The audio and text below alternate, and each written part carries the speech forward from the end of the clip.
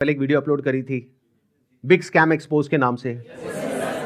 तो आपके हिसाब से इस पूरी लड़ाई में कौन सही है कौन गलत है? नहीं, सिर्फ ये नहीं बोलना है कि आप प्रॉपर लॉजिकली ये बताना है कि अगर मैं सही हूं तो क्यों हूं और अगर मैं गलत हूं तो क्यों हूं। मेरा ये जो ओपिनियन है ना, वो मेरे भाई के भी एक्सपीरियंस पे बेस्ड है, ना कि जस्ट मैं आपका या किसी और का व्यू देख कर आई हूँ। बेसिकली मैंने इसको बहुत करीब से देखा है, क्योंकि जब हम 11th और 12th में थे, अभी मैं यूपीएससी कर रही हूँ यहाँ पर, तो जब हम 11th और 12th में थे तो मेरे भाई को भी ऐसे लोगों ने अप्रोच किया था, मुझे भी कई बार अप्रोच किया था। वहां पे आपने देखा होगा किस तरीके से मोटिवेट किया जाता है, कैसे एक इंसान एक को अलग सा ही इन्वायरमेंट क्रिएट कर दिया जाता है कि आपको समझ में ही नहीं आएगा कि क्या गलत है क्या सही है। वो इतने कॉन्फिडेंट हो गए, स्पेशली एक लड़की थी, मेरी फ्रेंड थी, वो मुझे बोलती थी कि तू चल तू चल। तो हमेशा उसकी स्टेटस पे मुझे यही दिखता था कि कोई BMW के साथ फ़ोटो पोस्ट कर रहा है। Exactly guys, I am not lying.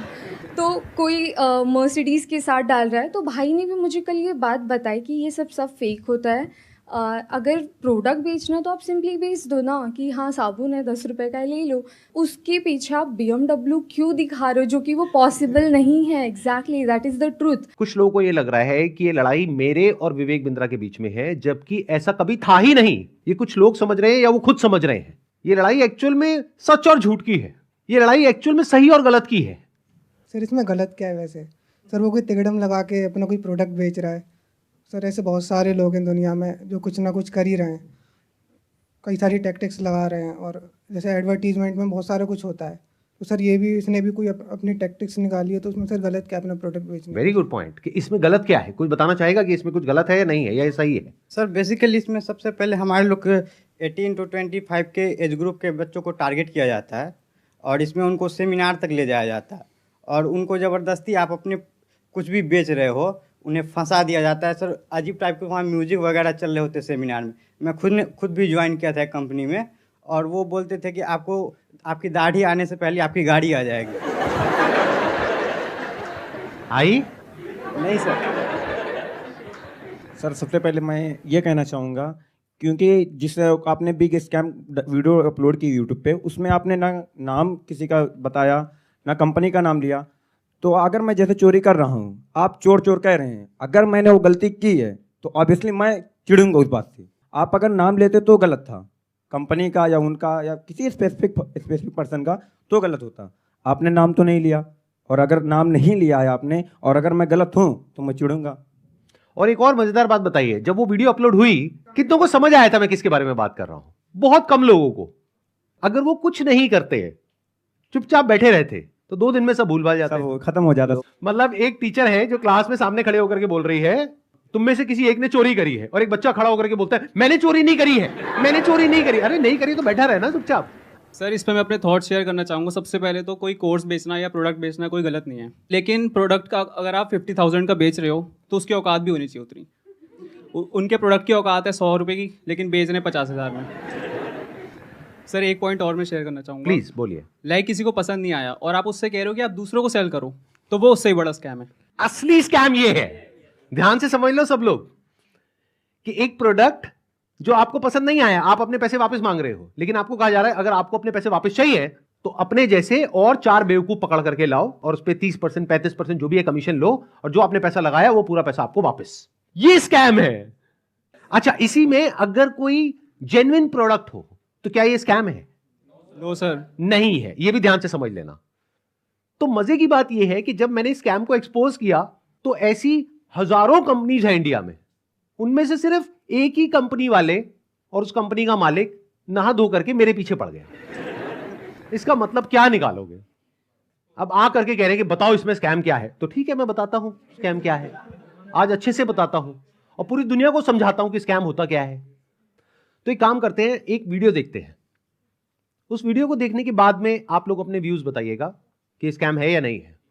दोस्तों मेरा नाम नीरज है, मैं राजस्थान जोधपुर से हूँ। बड़ा बिजनेस है। अभी 5 दिन पहले 4 तारीख को 4 सितंबर को मुझसे एग्रीमेंट पे साइन करवाया और बोले कि आपका जो ये केस है हम सोल्व कर देंगे और जो आपका बाकी पेमेंट है वो हम आपको रिफंड कर देंगे। 4 तारीख के बाद हमारा एग्रीमेंट हुआ।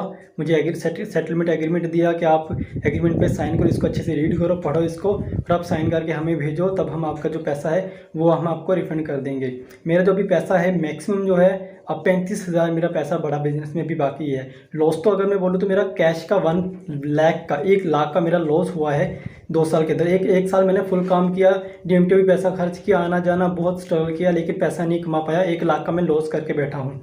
लेकिन जो बड़ा बिजनेस को मैंने दिया था उसमें मेरा 35,000 अभी बाकी है बड़ा बिजनेस लेने का। और जो हमारा एग्रीमेंट का साइन हुआ था वो हुआ था 40,000 का। तो मेरा समीर करके नाम है, तो उन्होंने मुझको एग्रीमेंट दिया और बोला कि 40,290 रुपये जो अमाउंट है वो आपके हम अकाउंट में ट्रांसफ़र कर देंगे जब आप एग्रीमेंट साइन करके हमें भेजोगे उसके बाद। तो मुझे 2-3 दिन बोलते रहे सर कल होगा, परसों होगा, 24 घंटे 48 घंटे ऐसे ही बोलते लास्ट में आके बोला सर आपको रिफंड नहीं होगा, आप हमारे रिफंड कैटेगरी में नहीं आते। और उसके बाद मेरे को बोला सर हमारे सीनियर आपको कॉल करेंगे, लेकिन उनके किसी भी सीनियर्स का मेरे पास कॉल नहीं आया, ना मुझे व्हाट्सएप पे रिप्लाई दे रहे हैं। यहाँ पे कुछ पोस्ट हैं वो भी मैं आपको शेयर कर दूंगा स्क्रीनशॉट, जो आप देख सकते हो कि कितना बड़ा मेरे साथ फ्रॉड हुआ है। तो अगर आपको भी ऐसे सेटलमेंट एग्रीमेंट दिया जाता है कि आप साइन करिए और आपको पैसा हम रिफंड दे देंगे, तो मेरे दोस्तों ये बिल्कुल भूल के भी मत करना एग्रीमेंट साइन। पहले आप उनको बोलो कि पहले पेमेंट दो, उसके बाद हम एग्रीमेंट साइन करेंगे। देखो भाई एग्रीमेंट क्या है, क्योंकि हम मिडिल क्लास फैमिली से गरीब लोग हैं, हमें सिर्फ अपने काम से मतलब होता है ना। तो हमें जब अपना पैसा मिल जाएगा तो हम पैसा लेके हमें क्या करना बड़ा बिजनेस है ना, हम उनके बारे में नेगेटिव क्यों बोलेंगे। उसके बाद इन्होंने मुझसे वीडियो भी बनवाया, मेरा यूट्यूब चैनल था वो भी डिलीट करवा दिया, व्हाट्सअप ग्रुप भी डिलीट करवा दिया, लेकिन मेरा पैसा इन्होंने रिफंड नहीं किया। जो उन्होंने बोला मैंने वो किया, लेकिन मेरा पैसा इन्होंने रिफंड नहीं किया है। इसलिए मैं दोबारा सब वीडियो बनाना सोशल मीडिया पर जब तक मेरा पैसा नहीं मिल जाता है मैं तब तक वीडियो बनाता रहूँगा और अपनी लड़ाई में लड़ता रहूँगा। अगर वो मेरी तरफ लीगल एक्शन भी मेरे ऊपर लेंगे तो उसका मेरे को कोई दिक्कत नहीं है, क्योंकि वैसे भी हम बर्बाद हो चुके हैं, हमारा पूरा सब कुछ है जो उजड़ चुका है ना। तभी इससे बुरा हमारे साथ जो भी होगा वो देखा जाएगा, और जो बुरा हमारे साथ हो चुका है इससे ज़्यादा बुरा हमारे साथ नहीं हो सकता है ना, और ना भी वो कर सकते। जितना बुरा होना था वो हमारे साथ हो चुका है। मैं जब भी IBC के बारे में सोचता हूँ मुझे ऐसा लगता है कि मेरा पैसा भी बर्बाद हो गया, मेरा टाइम भी बर्बाद हो गया। मैंने इतना ट्रस्ट किया था विवेक बिंद्रा जी पर, मेरा ट्रस्ट भी चला गया और मुझे सुसाइडल थॉट आते हैं। और मैं अगर कंपनी मेरा पैसा रिटर्न नहीं करती है तो मैं सुसाइड करूँगा। और मैंने 10-12 वीडियो बना करके अलग अलग चैनल पर डाल दिए हैं और शेड्यूल कर दिया है। मेरे ना होने के बाद वो वीडियोस रिलीज होते जाएंगे जिसपे मैंने बताया है कि किस तरीके से मैंने डॉक्टर विवेक बिंद्रा जी का वो सब भी लगा दिया कि मेल पर कि मैंने पैसा डाला था, और मेरा चैनल स्ट्राइक पड़वा दी गई है। और मुझे बोलने की भी वो नहीं दिया कि मैं बोल सकता हूँ, इसलिए मैं ये बिल्कुल नए चैनल पर ये वीडियो डाल रहा हूँ। और मैंने 10-12 वीडियोस और बना के रखे हैं जो मैं 10-12 अलग अलग चैनल्स पर मैंने डाल दिए, अपलोड कर दिया है, शेड्यूल कर दिया है। अगर बड़ा बिजनेस की टीम मुझे मेरा पैसा नहीं लौटाती है तो मेरे पास कोई ऑप्शन नहीं रहेगा, क्योंकि मुझे अभी फिलहाल में वो पैसा चाहिए कैसे भी करके, क्योंकि जिन लोगों से मैंने पैसा लिया है वो लोग डे नाइट मुझे परेशान कर रहे हैं। मैं आपको बताना चाहूंगा कि ये वीडियो हमने रिकॉर्ड नहीं करी है, ये YouTube पर अवेलेबल है, और ऐसी 1-2 नहीं बहुत सारी वीडियोस अवेलेबल हैं अलग अलग लोगों की, और बहुत सारे ऐसे बच्चे हैं जिन्होंने ब्याज पे पैसा लिया है। हम लोग शायद समझ भी नहीं सकते कि इन लोगों के ऊपर क्या बीत रही है। और ऐसी 1-2 नहीं बहुत सारी वीडियोस हैं, आप जाकर के यूट्यूब पे सर्च कर सकते हैं। अब जरा इस इंसान के बैकग्राउंड को देखो कि इंसान है कौन। ये अपने नाम क्या लगाते हैं, डॉक्टर। जब यहां पर ये आए थे तो मुझे लगा था डॉक्टर है, लेकिन बाद में जब मैंने रिसर्च करी अभी पिछले 1 हफ्ते में ये सब जो हुआ है, तो मुझे पता लगा इन्होंने कोई MBBS नहीं किया है, इंडिया की किसी भी यूनिवर्सिटी से या US से UK से कहीं से कुछ नहीं किया है। कहां से डिग्री मिली है, कैसे मिली है, वो अगर आप थोड़ा सा रिसर्च करोगे तो आपको समझ आ जाएगा। पाकिस्तान से। किसने बोला पाकिस्तान से? देखो मैं आपको हिंट देता हूं, पाकिस्तान इंडिया का नेबर है, ऐसे ही इंडिया का एक नेबर है बांग्लादेश, श्रीलंका। अभी काम करते हैं, अब लीगली बात करते हैं कि स्कैम है या नहीं है। कि मतलब हमारी कंट्री का जो लॉ है वो क्या बोलता है, उसको स्टडी करते हैं। उसके लिए मेरे पास में कुछ डॉक्यूमेंट्स हैं, इसका मैं लिंक दे दूंगा अपने वीडियो के डिस्क्रिप्शन में नीचे, तो आप क्लिक करके डायरेक्टली जा करके गवर्नमेंट की जो वेबसाइट्स हैं वहां पे जा करके देख सकते हैं, पढ़ सकते हैं। ये मैं नहीं कह रहा हूं, हमारी कंट्री की गवर्नमेंट कह रही है, ये उनके नोटिफिकेशंस हैं। सबसे पहले ये समझो कि ये जो स्कैम्स है ना इस तरह के, ये आज से नहीं चल रहे हैं, ये पिछले 100 साल से चल रहे हैं। तो इसके लिए 1978 में एक एक्ट बना था जिसको बोलते हैं prize chit and money circulation act, जहां पर के इस तरह की जो मनी सर्कुलेशन स्कीम्स होती हैं या पिरामिड स्कीम्स होती हैं उन सबको बैन कर दिया गया था। मतलब क्या कि अगर आप एक कंपनी खोलते हो और किसी से पैसा लेते हो, फॉर एग्जांपल मैंने एक कंपनी खोली, वहां पे मैंने आपसे 1 लाख रुपए लिया और आपको बोला कि आप आगे किसी को ज्वाइन करा दो, तो जब आपने किसी को आगे ज्वाइन कराया, अपने फ्रेंड को, रिलेटिव को, किसी को भी और कैसे भी, तो उसमें आपको कितना मिला? 30,000। 70,000 किसको मिला? कंपनी को। तो ये स्कीम इस तरीके से आगे बढ़ती रहती है, यानी वो जो पैसा आ रहा है वही पैसा पब्लिक से लेकर के पब्लिक में ही रोटेट कर दिया जाता है। और एक ऐसा पॉइंट आता है जब जा करके पूरा का पूरा जो पिरामिड है ये कोलैप्स कर जाता है। तो यहां पर जो लोग टॉप पे बैठे होते हैं वो तो पैसा कमा लेते हैं, बट जो बॉटम ऑफ द पिरामिड है उन सबका पैसा डूब जाता है। और फिर या तो ये कंपनीज बंद हो जाती हैं या भाग जाती हैं पैसा लेकर के। पास्ट में ऐसा बहुत कंपनीज ने किया है, उसमें से बहुत सारी कंपनीज के जो ओनर्स हैं वो आज जेल में हैं। तो ये एक प्रॉपर स्कैम है जिसको गवर्नमेंट ने बैन किया हुआ है। फिर सवाल उठता है कि जब ये बैन है तो लोग कैसे कर रहे हैं? देखो, ध्यान से सुनो, ध्यान से समझो। आपसे अगर मैं पैसा लेता हूं और आपको बदले में कुछ नहीं देता हूं तो वो तो इलीगल है। लेकिन मान लो मैंने आपसे पैसा लिया 50,000 रुपए, बदले में आपको एक 50 रुपए का प्रोडक्ट दे दिया, तो क्या वो लीगल है? इलीगल है?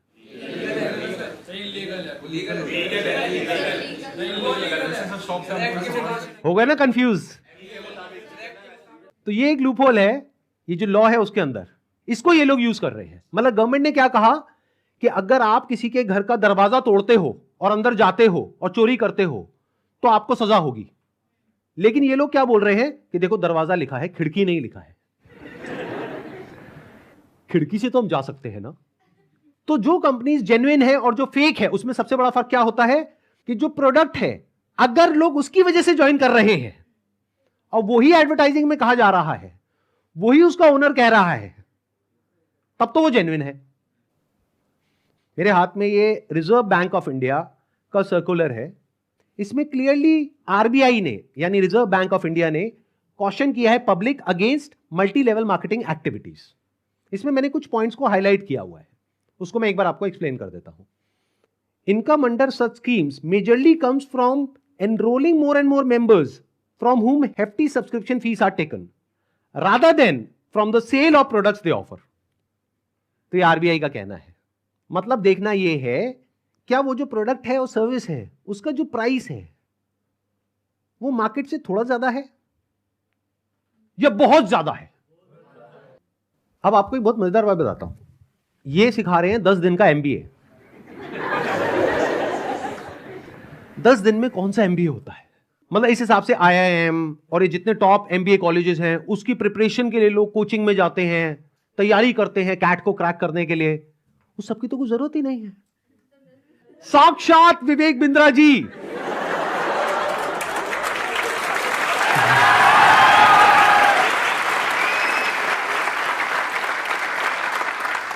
आपके सामने 10 दिन तक रोज प्रकट होंगे और आ करके आपको 10 दिन में एमबीए करा देंगे।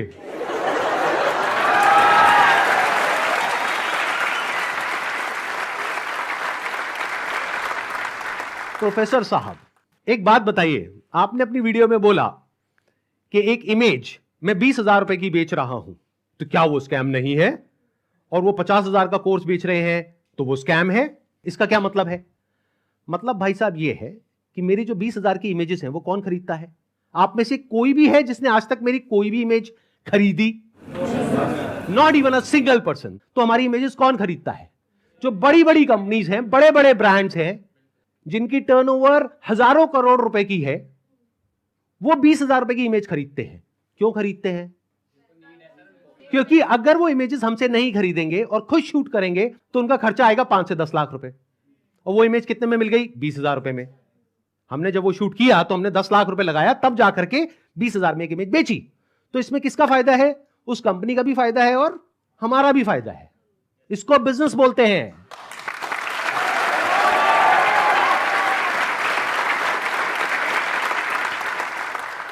देखते हैं आरबीआई और गवर्नमेंट ऑफ इंडिया क्या कहती है उनके बिजनेस मॉडल के बारे में।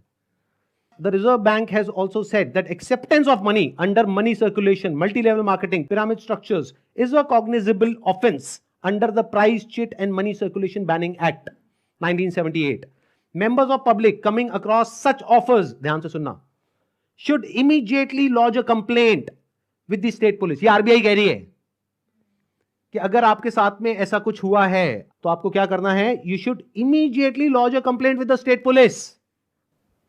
अब एक और नोटिफिकेशन है जो बहुत इंपॉर्टेंट है, इनफैक्ट मोस्ट इंपॉर्टेंट है इस पूरी की पूरी डिस्कशन के लिए।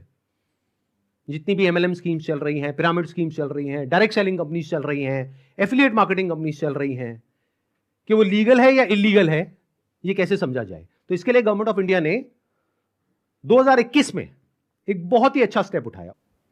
ये मेरे हाथ में एक नोटिफिकेशन है गवर्नमेंट ऑफ इंडिया का, मिनिस्ट्री ऑफ कंज्यूमर अफेयर्स का। उसमें क्या कहा गया है? ये टोटल 13 पेज का डॉक्यूमेंट है, जिसमें क्या कहा गया है? The central government hereby proposes to frame consumer protection direct selling rules 2021 में आए थे।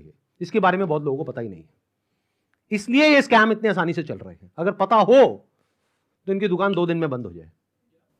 डिटेल में अगर आप जानना चाहते हैं इसमें क्या क्या लिखा हुआ है तो नीचे यहाँ पे डिस्क्रिप्शन में आपको लिंक मिलेगा, उस पर क्लिक करके आप देख सकते हैं और पढ़ सकते हैं इसको। मैं बस शॉर्ट में कुछ पॉइंट्स मैंने हाईलाइट करे हुए हैं, वो आपको बताता हूं जो समझना बहुत जरूरी है। It applies to all models of direct selling, whether it is multi level, whether it is single level, whether it is affiliate, किसी भी स्ट्रक्चर से आप सेलिंग कर रहे हो तो आपको इन रूल्स को फॉलो करना है। सबसे पहला रूल क्या है? It has no provision that a direct seller will receive remuneration और incentives for recruitment oblique enrolment of new participants in the direct selling business except as a result of sale of goods और services by them. मैं इसको थोड़ा सरल भाषा में translate करके बताता हूं। इसमें कहा जा रहा है, आप अगर एक डायरेक्ट सेलिंग कंपनी हो तो आपकी कंपनी में जो डायरेक्ट सेलर्स हैं उनको जो पैसा मिल रहा है या इंसेंटिव मिल रहा है या कमीशन मिल रहा है, वो नए मेंबर्स को एनरोल करने पर नहीं मिलना चाहिए, बल्कि वो मिलना चाहिए फॉर सेल ऑफ गुड्स और सर्विसेज बाय देम। वो जो कंपनी गुड्स और सर्विसेज दे रही है उसकी वैल्यू क्या है? अब ये कौन डिसाइड करेगा? जिन्होंने वो परचेज किया। अगर तो उन्होंने 50,000 का कोर्स परचेज किया इनकी कंपनी से और वो सब सेटिस्फाइड है तो कोई प्रॉब्लम ही नहीं है। बट अगर उसमें से 99% लोग सेटिस्फाइड नहीं और अपना पैसा वापस मांग रहे हैं और ये पैसा वापस नहीं कर रहे हैं तो ये स्कैम है ना। बिंद्रा जी आपने पूछा था ना क्यों है ये स्कैम, तो बता रहा हूं आपको। इसमें कहा गया है, इट अलाउज और provides for a buy back or repurchase policy for currently marketable goods which are not unpacked or services sold to the participant at the request of the participant at reasonable commercial terms। मतलब कि कोई buyback का option होना चाहिए। किसी company ने आपको 50,000 रुपए के कुछ प्रोडक्ट्स या सर्विसेज दे दी, अब आप कहते हो मेरे किसी काम की नहीं है, तो अब आप उसका क्या करोगे? उस कंपनी को एक बायबैक पॉलिसी देनी पड़ेगी। अब देखना, ध्यान से सुनना, ध्यान से समझना। बायबैक आप किस चीज पर दे सकते हो? जिसकी कोई मार्केट वैल्यू हो। मतलब कि गवर्नमेंट क्या कह रही है यहां पर कि आप कोई ऐसा प्रोडक्ट बेचो डायरेक्ट सेलिंग में जिसकी कोई मार्केट वैल्यू हो, क्योंकि अगर 3 महीने बाद वो इंसान आकर के कहता है कि ये लो आपके प्रोडक्ट्स वापस, तो उस कंपनी को पता है कि ये प्रोडक्ट्स पैक्ड हैं, तो ये प्रोडक्ट्स हम किसी और को दे देंगे, तो ना कंपनी का नुकसान हुआ ना कस्टमर का नुकसान हुआ। बट अगर कुछ आपने ऐसा बेच दिया है जिसकी कोई मार्केट वैल्यू नहीं है, फॉर एग्जाम्पल आपने कोर्स खरीदा इनसे, अगर आप जा करके किसी को बोलते हो कि कोर्स मैंने 50,000 का लिया है, आपको 5,000 का देती हूं, ले लो, कोई लेगा? 500 रुपए का लेगा? तो इसकी मार्केट वैल्यू क्या है? Zero. It is a clear violation of this act. इसलिए ये स्कैम है Bindra ji.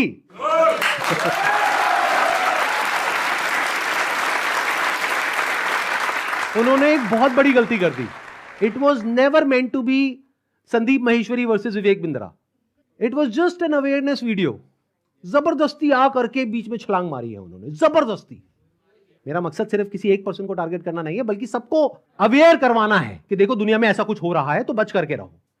Miss selling means recklessly misrepresenting a product or service in order to successfully complete a sale. It also includes providing consumers with misleading information about a product or service.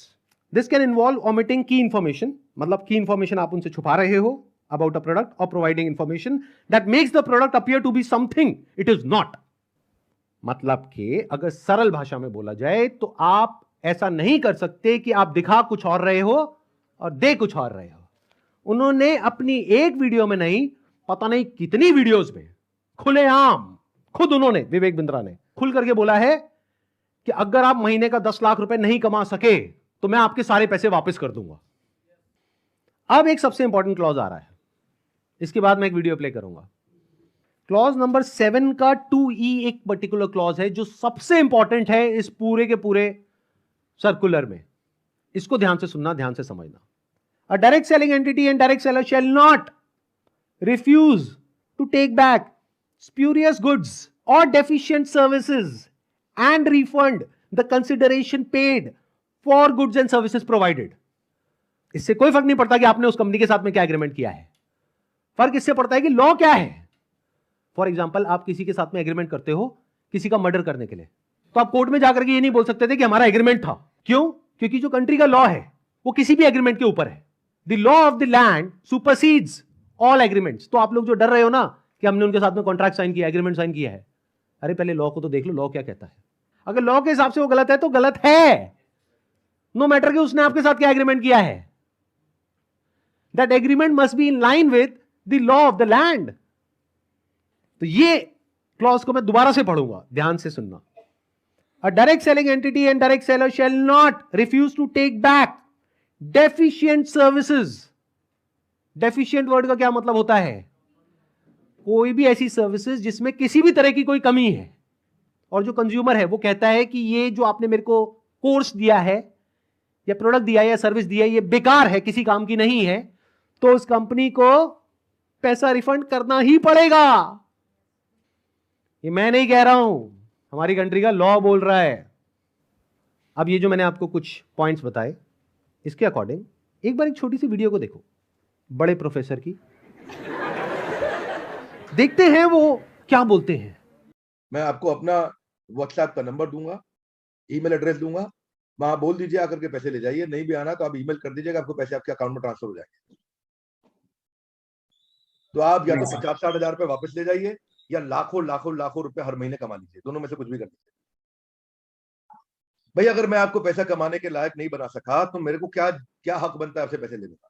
100% cash back guarantee, यानी कि कुछ और खरीदना चाहे upgrade, lowest price guarantee, ये कौन दे सकता है? कोई नहीं दे सकता है, इसलिए हमने ये खुल के दिया है। आपके तो रिस्क को खत्म कर दिया ना, आपसे कह रहा हूं, आपके जो रिस्क को खत्म कर दिया, आपका रिस्क तो रिवर्स हो गया, गेम चेंज कर दिया पूरा। इसलिए अभी तुरंत फोन लगाएं और पूछे अपने काउंसलर से कि मैं अपने बिजनेस में कैसे सफल होऊंगा। अरे आपसे बोल रहा हूं, पूछने में क्या जा रहा है, पैसे तो नहीं लग रहे। हाँ, फोन करने पे पैसे नहीं लगते, पता लगाओ, अभी फोन लगाओ और पूछो भाई मेरा बिजनेस सफल कैसे होगा। अगर मैं विवेक बिंद्रा आपको आकर के प्रॉमिस दे रहा हूं 100% मनी बैक गारंटी, वो इसीलिए दे रहा हूं। हमने मनी बैक गारंटी लॉन्च करी है। What is money back guarantee? अगर कोई भी हमारे साथ आईबीसी बनता है और वो चाहता है कि मैं पैसे कमाऊं और वो हमारे साथ पैसे नहीं कमा पाता, तो नो क्वेश्चंस आस्क्ड, उसका पैसा उसको वापस कर दिया जाएगा। That's called money back guarantee. दम नहीं है किसी में ये बोलने में जो हम बोल रहे हैं। गारंटी दे रहा हूं 10 लाख रुपए महीना पे आप पहुंचेंगे, नहीं पहुंचे तो मेरे पास आके पैसा वापस मांग लेना। बड़े बड़े क्लेम्स कर दिए, एक बार समझने की कोशिश करते हैं क्या वो प्रैक्टिकली पॉसिबल है या नहीं है। इन्होंने कहा कि मैं अगर आपको महीने का 10 लाख रुपए कमाने के लायक नहीं बना सका तो अपने पैसे वापस ले जाइए। साल का 1 करोड़ रुपए अगर ये देना चाहते हैं आप लोगों को और 1 लाख लोग इनकी कंपनी में ज्वाइन कर चुके हैं तो कितना पैसा चाहिए? 1 लाख करोड़ रुपए। तो हमारी टीम ने क्या किया, इनके जो फाइनेंशियल्स हैं उसको चेक किया कि भाई अगर 1 लाख करोड़ देना है तो कंपनी की टर्नओवर होनी चाहिए ना 2-3 लाख करोड़ की, क्योंकि वो भी तो कमाएगी ना। उनकी टर्नओवर पता है कितनी है पिछले साल की? 172 करोड़। अगर उसमें से मान लेते 30% भी वो कमीशन देते हैं अपने आईबीसीज को, कितना पैसा उन्होंने डिस्ट्रीब्यूट किया इस स्कीम में? 50 करोड़। तो कितने लोगों के हाथ में आया 1-1 करोड़? 50 बस। और बाकी लोगों का क्या हुआ? उनके हाथ में क्या आया? 0। कि अगर वो चाहे भी तो ये जो बड़े बड़े क्लेम्स कर रहे हैं इसको पूरा नहीं कर सकते। पहले तो ये जो क्लेम्स कर रहे हैं वही सब इलीगल है। This is complete scam. अरे यही तो उन सब लोगों ने किया जो हमारा देश छोड़ करके भाग गए हैं। पब्लिक से पैसा ले लिया या बैंक से पैसा ले लिया, और जब बैंक आया पैसा वापस मांगने के लिए जो उसका हक है, तो उन्होंने कहा हमारे पास तो नहीं है देने के लिए, वो तो हमने पार्टीज में खर्च कर दिया। वो मेरी बर्थडे पार्टी थी ना, वहां पे डांस करने में बहुत मजा आ रहा था। अब हमें क्या करना चाहिए? क्या बस ऐसे स्कैम होते रहे सोसाइटी में और हम बैठ करके तमाशा देखते रहे? सर, हमें एक्शंस लेना चाहिए। फर्स्ट ऑफ ऑल एफआईआर जिनके साथ हुआ है उन्हें एफआईआर फाइल करना चाहिए। लॉ को एक बार देखना चाहिए। नहीं समझ आ रहा है तो जिसको समझ है लॉ की उसके पास जाना चाहिए, उससे समझना चाहिए। एंड पिटिशन नाम की चीज़ होती है, पब्लिक इंटरेस्ट लिटिगेशन, तो वो फाइल करनी चाहिए उनके खिलाफ, जिससे जो ये स्कैम्स हो रहे हैं वो ख़त्म हो। बिकॉज मॉरली ये मतलब गलत है। जिनका पैसा जा रहा है वो डिप्रेशन में जाके गलत कदम भी उठा सकते हैं। एंड इससे हमारे देश का यूथ ख़त्म होता जा रहा है, जो इस देश को आगे लेके जाएगा। सो जो लीगल एक्शंस हैं वो लेने चाहिए। इस एक्शन को हम दो कैटेगरीज में डिवाइड कर रहे हैं। एक वो जिनके साथ में स्कैम हुआ है, एक वो जिनके साथ में नहीं हुआ है। मान लेते हैं 1 लाख लोग हैं जिनके साथ में स्कैम हुआ है, यानी कि उनका पैसा ये कंपनी मार करके बैठी है और वापस नहीं कर रही है। तो उन्हें क्या करना चाहिए? सबसे पहले जा करके एफआईआर करनी चाहिए। अगर वो पुलिस वाले एफआईआर नहीं करते हैं तो उनको सारे सर्कुलर्स दिखाने चाहिए कि भाई आरबीआई ने कहा है, आप ये लिख करके दे दो हमको कि आप एफआईआर नहीं कर सकते इनके अगेंस्ट। तो उन्हें एफआईआर लॉन्च करनी ही पड़ेगी। और अगर इंडिया के अलग अलग पार्ट्स में बहुत सारे लोग इस तरीके से एफआईआर लॉन्च करते हैं, तो जितनी भी हायर अथॉरिटीज हैं लाइक सीबीआई एंड ईडी, वो सब एक्शन में आ जाएंगी।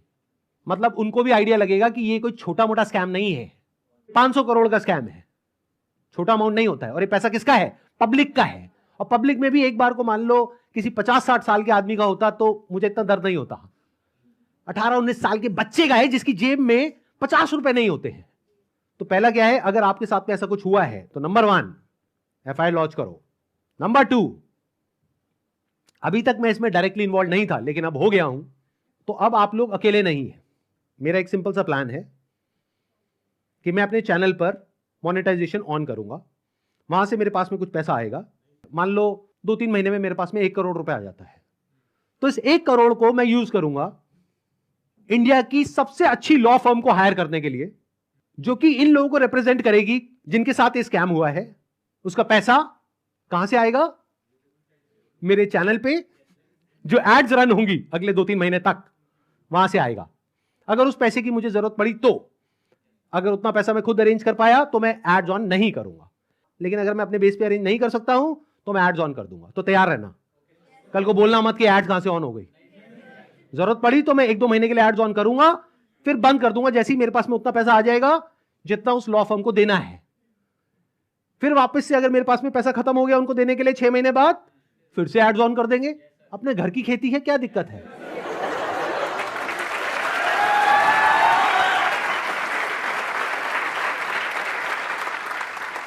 तो अब आप लोगों को क्या करना है, जिनके साथ में स्कैम हुआ है हमको ईमेल करिए। हमारा एक ईमेल आईडी है legal@sandeepmaheshwari.com। और आप लोग क्या कर सकते हैं जिनके साथ में स्कैम हुआ है, आरबीआई का हम एक लिंक यहां पर नीचे डिस्क्रिप्शन में पोस्ट करेंगे। एक तो इन सर्कुलर्स का, प्लस आरबीआई के जितने भी ऑफिसेज हैं अलग अलग स्टेट्स में, वहां पर जो उनके रिप्रेजेंटेटिव्स हैं उनका। तो आप क्या कर सकते हैं जिनके साथ में ऐसा कुछ हुआ है, एक लेटर लिखिए छोटा सा, उसमें जो भी मन में है इंग्लिश में हिंदी में लिख दीजिए कि आपके साथ में ये हुआ, ये हुआ, ये हुआ, ये हुआ, और आपको अपना पैसा वापस चाहिए, लेकिन वो पैसा वापस नहीं कर रहे हैं। और साथ में सारे जो प्रूफ्स हैं, जो भी आपने पेमेंट करी, जो भी आपका रजिस्ट्रेशन नंबर है, वो सब अटैच करिए। इसको पोस्ट करिए, एक आरबीआई में और एक मिनिस्ट्री ऑफ कंज्यूमर अफेयर्स में। अगर ये करते हैं तो क्या होगा, सोचो उनके पास में हजारों लेटर्स पहुंच जाते हैं तो क्या होगा। तो गवर्नमेंट की जो भी सीनियर अथॉरिटीज हैं वो सब एक्शन में आ जाएंगी। अगर आपको बहुत ज्यादा डर लगता है कि पता नहीं क्या हो जाएगा, क्योंकि ये आदमी है तो थोड़ा अजीब। अभी जो कल वीडियो में आया है ये, इसने आकर के एक बार नहीं बार बार मुझे धमकियां दी है, 1 हफ्ते में देखो मैं तुम्हारे साथ क्या करता हूं। भाई तू क्या करेगा, कर ले, अभी कर ले। मैं नहीं डरता भाई, दिखता नहीं है मेरी आंखों के अंदर। मेरे को मत डराने की कोशिश कर बार बार, तू अपनी आंखें दिखा कर।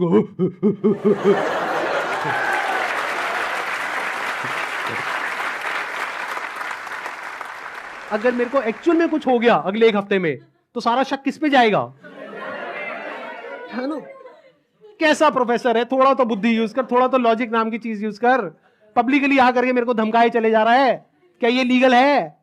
अच्छा, एक चीज ध्यान में रखनी है आप लोगों को जिनके साथ भी स्कैम हुआ है, चाहे आप हमको ईमेल कर रहे हैं, चाहे आप कहीं पर भी इस तरह से लेटर भेज रहे हैं या ईमेल्स भेज रहे हैं, जहां भी आप भेज रहे हैं, जो भी प्रूफ है पेमेंट का वो साथ में अटैच करिए और अपनी कॉन्टैक्ट डिटेल्स प्रॉपर तरीके से दीजिए, क्योंकि अगर आप हमको ईमेल कर रहे हैं तो हमारी लीगल टीम आपको कॉन्टैक्ट करेगी आपके फैक्ट्स को वेरीफाई करने के लिए। तो ये हो गया एक कैटेगरी उन लोगों की जिनके साथ में स्कैम हुआ है। अब बात करते हैं बाकी के लोग, जो आप लोग हो। क्या आप जेन्युइनली कुछ करना चाहते हो? कितने हैं जो जेन्युइनली कुछ करना चाहते हैं? तो एक हैशटैग है जिसको बहुत तेजी से हमको स्प्रेड करना है। मतलब कि जब ये वीडियो अपलोड होगी उसी दिन ये हैशटैग हर जगह ट्रेंड करना चाहिए। हर यूट्यूब के कमेंट सेक्शन में, ट्विटर पर, इंस्टाग्राम पर, हर जगह इसके बारे में बात होनी चाहिए। उसके पीछे क्या वजह है?